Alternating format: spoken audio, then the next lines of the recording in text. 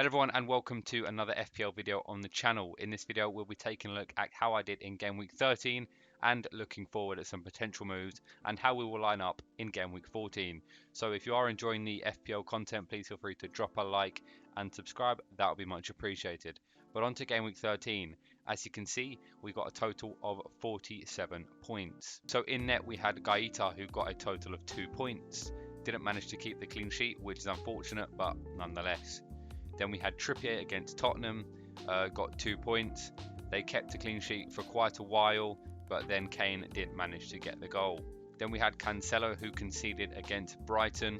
They won 3-1, but Cancelo wasn't involved in any of the attacking goals or anything like that, so he walked away with 2 points. Then, as you can see in the midfield, it is a row of blanks. Zaha, 1 point. Foden didn't start, 1 point. Martinelli, 2-pointer. Salah, 2-pointer. So pretty disappointing. Salah against Nottingham Forest and Liverpool walk away with 0 goals. I mean, it's becoming the end for Salah, to be honest. He's not looking that good. He's not getting returns, and so I think I might have to move him on. But the fixtures are just there, and they tempt me to keep him to stay. So then in attack, we have Tony, blank, and we have Scamacca with a blank. And then the man who carried the game week, we have Haaland, 26 points as my captain. So the only one that got a really good return. And also Tarkowski, who I believe I forgot to mention, with 5 points. So shout out to Tarkowski for that clean sheet. So yeah, Haaland did carry this week, and if I didn't have him, the score would be absolutely terrible. I mean, it is anyway. So on the bench, we had Ward with 8 points, who outscored Gw13 4 times the amount. Then we have Andreas, who got 10 points, which is rather annoying. Yeah, if I didn't bring in Foden, I would have had to play Andreas, and therefore I would have gotten the 10-pointer. But nonetheless, it is what it is. Then Dalot didn't keep a clean sheet, and Johnny conceded 4 goals. So that leaves us with a fat red arrow to about 715,000. The rank will be down there, you'll see it. But yeah, really bad week for me, unfortunately. But we move on. So let's have a look at some potential targets for the next game week. So starting with Miguel Almiron. Now, he's been on fantastic form recently. He's looking very good. He's looking confident. And at 5.4 million, he's a guaranteed starter for Newcastle. He's got 6 goals this season, 67 points, which is actually one of the highest point scorers in midfield. He's owned by 14.1%, and his fixture run is not too bad as well. They've got Aston Villa at home, who have recently just sacked their manager, but they're not a great side, and I do think Newcastle could get a couple goals in that game. Same goes for Southampton. I think there's an opportunity there for Newcastle to go and get a few goals. Chelsea's a tougher fixture, no doubt about it, but again, Newcastle, good attacking side. And then Leicester, who have managed to keep a few clean sheets recently, but, you know, they do leak a goal now and then. So at 5.4 million, Almiron could be a good way to make money to bring in someone else. So then on to the second target, it is going to be Bukayo Saka, 7.9 million, starting on that right hand side for Arsenal. He's been in great form recently, 4 goals, 5 assists this season, 64 points overall. Owned by 15.7%. He's on penalties for Arsenal, which is a massive drawing point towards him. And you know, when midfielders score as well, they get more points than an attacker, for example Jesus. So that is why it's me leaning towards getting Saka rather than Jesus. But in terms of fixtures, this first one is very, very tempting in Nottingham Forest. Now, they have been better recently. Of course, they kept a clean sheet against Liverpool, and I believe they kept a clean sheet in their game before that as well. But Arsenal are a tougher test at the moment than Brighton and Liverpool. So I believe that Arsenal are there to get a few goals, and I think Saka will be involved. And 7.9 million, I do think is a great price and good value. He then has Chelsea, Wolves and West Ham. So 3 of the next 4, mainly 2, are good fixtures. West Ham is slightly tougher and Chelsea are maybe a bit tougher than that. But decent fixtures for Saka on penalties. Nailed. I do like the look of Bukayo Saka. And on to the final player, we have Harry Kane. Now he's 11.5 million, so of course he's very expensive, but you know, he's on good form this year. He's got 10 goals and 2 assists, and he's amassed a total of 82 points, which I believe is the second highest out of anyone in the game. As you can see, I've used the wrong picture. That is the big red machine, so let's get up actual Harry Kane. He plays Bournemouth in his next fixture away from home. I think that's a good fixture for Tottenham. Of course, they've not been in the best of form, but Harry Kane has been ticking along very nicely. He has 10 goals this year, and he is the main reason that Tottenham are where they are, really. In his last 7 games, Harry Kane has scored in 6 of them, which is fantastic. And that consistency is one of the main reasons why I'm very tempted to bring him in. So he has Liverpool after Bournemouth, which is not the easiest of fixtures, but Liverpool haven't been the best this year. They then have Leeds and Brentford. So for me, 3 of those fixtures are pretty damn nice. If Tottenham are going to start to score more goals, what better fixtures really could you ask for? So he's owned by 22% of the game, and I think that Harry Kane could be on his way to my team. So now let's move on to my Game Week 14 lineup. So starting in net, we have Gw13. Now it's not a bad fixture for them, Southampton away from home, but they've not been the best defensively, I'm going to be honest.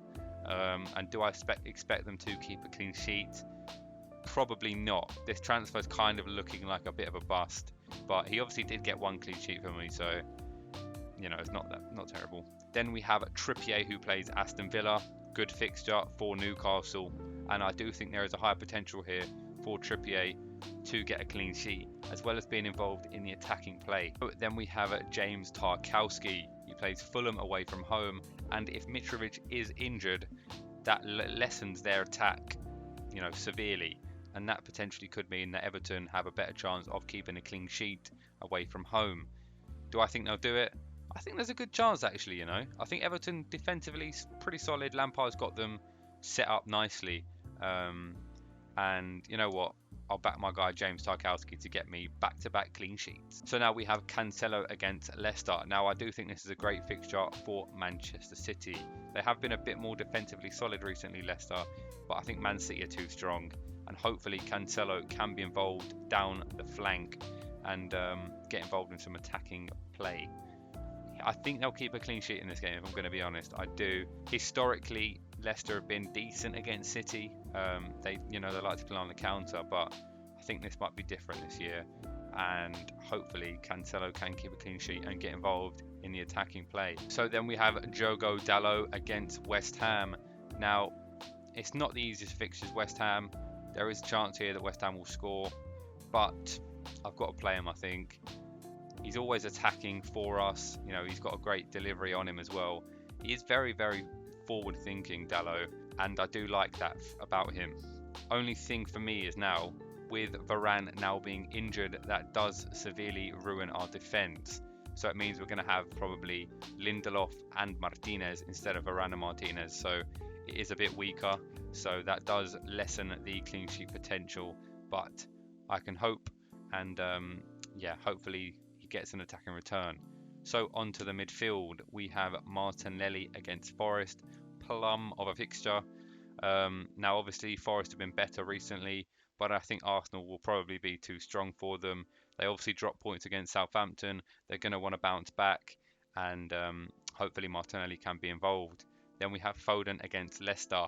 He obviously did not start last game week, which was unfortunate, but hopefully he starts in the next one against Leicester. And if he does, I do think he'll get a goal or an assist 100%. Now he may play midweek, which could then mean he's going to get rotated on the weekend, but usually Foden has been pretty nailed on, which is why I brought him into my team.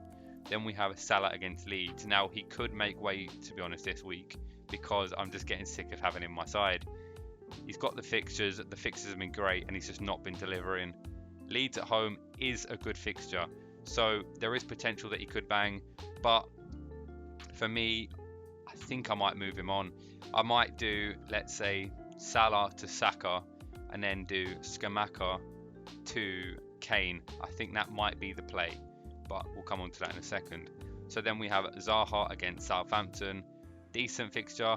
Southampton obviously not the best side. Zaha on his day can score against anyone, so hopefully Zaha can do the business. So then up front we have Tony against Wolves. Now Wolves have been very, very poor this year, but as you know, Wolves defensively are pretty solid. But I do think they're there for the taking. I think Brentford are a good attacking side. They're going to want to get points on the board themselves. Tony's the main man. He's on penalties. He's on some free kicks. You know, he's the talisman for Brentford, and I like my chances here of Tony getting a return. So then we have Haaland against Leicester, away from home. But like I said for Foden, I think Leicester are there for the taking. Man City are a much stronger side than Leicester, and I think Haaland on his day can score against anyone. I think the chances are going to be there. I think he's going to score. It's the boring, obvious captain choice, but it's the one you got to choose, isn't it, really? Most owned player in the game, for obvious reasons. Goal scorer, he's going to score goals. He's going to score against Leicester, I'm sure of it. So onto the bench now, we have Ward against Man City. Definitely not going to start him in this game. I think there's an opportunity here for save points because he's going to be very active, but I do think they're going to concede a few goals and he'll probably get maybe a 0-pointer or a 1-pointer, something like that, depending on how many saves he makes. Then we have Andres against Everton. Now, it's really annoying me to keep having to bench him, but I want to start everyone else that I've got, you know, the more expensive players. I think if it was more expensive, I'd be more inclined to start him, but it shouldn't work like that, but that's just in there. Against Everton at home, it's a decent fixture, isn't it? But who do I take out of my side that starts that Andres will start ahead of? I'm not sure. Andres has got returns in his last couple games whilst being on my bench, but yeah, it is what it is. Then we have Johnny against Brentford. Now, I don't expect Wolves to keep a clean sheet, to be honest, so that's why he's on the bench. And then Scamacca against United. He has failed to score in his last few games, Scamacca. Do I expect him to score against Man United? Probably not, but now he's on my bench, he probably will bang. So that's the starting lineup. So as I was saying, transfer-wise, I think I might do a -4. I'm very tempted anyway. To Salah, to Saka, and then Scamacca to Kane. So then the lineup would probably be 3 at the back, and I would remove Tarkowski maybe, or Dalot, and put Kane up front, and then put, obviously Salah would go to Saka. So then I'd be a 3-4-3. But I'll have that confirmed probably on Friday's video. So what do you guys think? What move should I make? Should I get rid of Salah against Leeds? Of course it is a good fixture, but the guy's just not in form. It's in either Liverpool. So thank you guys so much for watching this video. If you could drop a like and subscribe, that would be much appreciated.